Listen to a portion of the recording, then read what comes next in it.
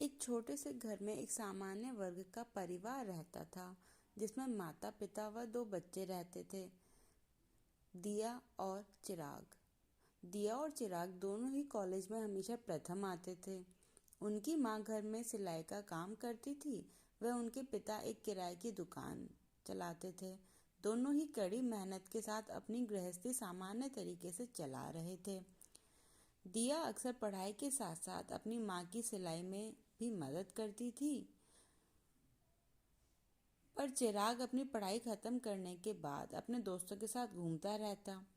जब कभी उसके पिता उसे दुकान पर काम करने के लिए बुलाते तो वह बहाना बनाकर दोस्तों के साथ चला जाता। चिराग के इसी रवैये के कारण उसके पिता परेशान थे। इसी कारण वे उसे डांटते, जली कट्टी सुनाते। चिराग को लगता कि उसके पिता उसकी बहन को प्यार करते हैं, उसे नहीं करते। चिराग के सभी दोस्तों के पास बाइक है, इसलिए वह अपने पिता से बाइक लेने की जिद करता है। उसके पिता उसे बाइक दिलाने के लिए मना कर देते हैं। इस बात पर चिराग व उसके पिता के बीच बहस हो जाती है, तो वो बड़बड़ाते हुए घर से निकल जाता है। वह रास्ते में सोच रहा था कि पता नहीं कितना पैसा बचा के रखेंगे। मुझे एक बाइक भी नहीं दिला सकते, भला ऐसे भी किसी के पिता होते हैं। यही बड़बड़ाते हुए रेलवे स्टेशन की तरफ बढ़ रहा था कि अचानक उसके पैर में कुछ चुभने जैसा प्रतीत हुआ। तो उसने देखा कि जल्दी जल्दी के कारण पिता के जूते पहनकर निकल पड़ा है।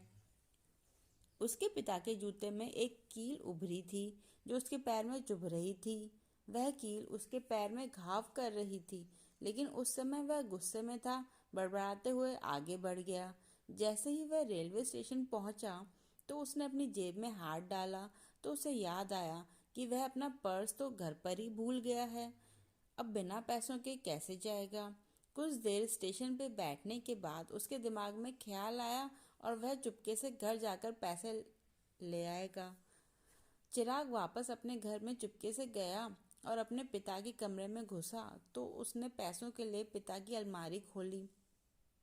तो उसकी नज़र वहां रखी एक पिता की डायरी पर पड़ी, जिसे वे किसी को छूने भी नहीं देते थे। चिराग के खुराफाती दिमाग में उस डायरी को पढ़ने का विचार आया। चिराग डायरी लेकर वहीं कुर्सी पर बैठ गया। उसने सोचा, ये तो खजाना छुपा रखा है, जरूर इस डायरी में ये लिखा होगा कि किससे कितने पैसे लेने हैं और किसे कितने पैसे दिए हैं। लेकिन वह गलत था।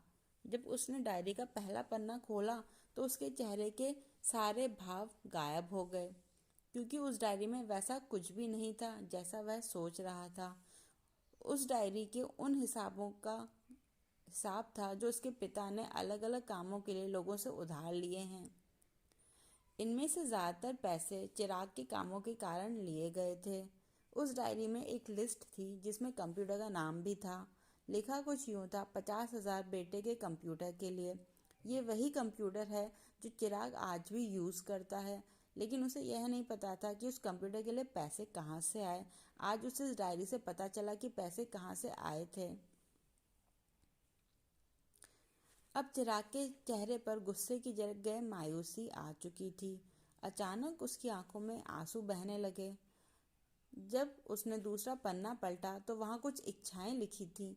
उसके पिता की पहली इच्छा थी अच्छे जूते पहनना। चिराग को पिता की इस इच्छा को पढ़ने के बाद समझ आया कि पिताजी के जूते में निकली कील ने चिराग को सिर्फ एक बार चोट दी है, जबकि उसके पिता को न जाने कितनी चोट लगती होगी। चिराग को अपनी माँ की कही कुछ बातें याद आती हैं। जब भी उसकी माँ पिताजी को नए जूते लेने को कहती थी तो उसके पिताजी अक्सर यह कहकर टाल देते थे कि उनके जूते तो अभी और चलेंगे। तभी चिराग ने डायरी का अगला पन्ना पलटा तो देखा वहां पर कल की तारीख लिखी थी। तारीख के नीचे लिखा था 50,000 रुपये बाइक के लिए। जब चिराग ने यह लाइन पढ़ी तो वह सन्न रह गया, जैसे चिराग के दिल और दिमाग स्थिर सा हो गया हो।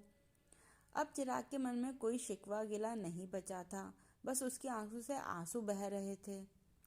अब वह जल्दी से कमरे से बाहर गया।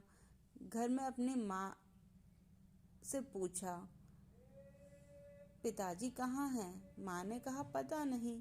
रोहित समझ गया वे कहाँ गए होंगे। वह सीधा भागकर पास वाली बाइक एजेंसी में गया।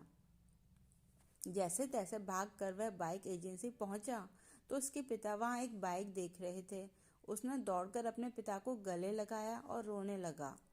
चिराग ने नम आंखों से पिता से कहा, पापा, मुझे मोटरसाइकिल नहीं चाहिए, आप अपने लिए जूते ले लो।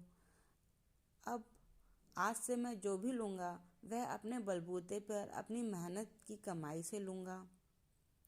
अगर आपको यह कहानी अच्छी लगी तो अपने माता पिता के पैर छूकर उनका आशीर्वाद लो और प्रण करो, आप उन्हें कभी दुखी नहीं करेंगे।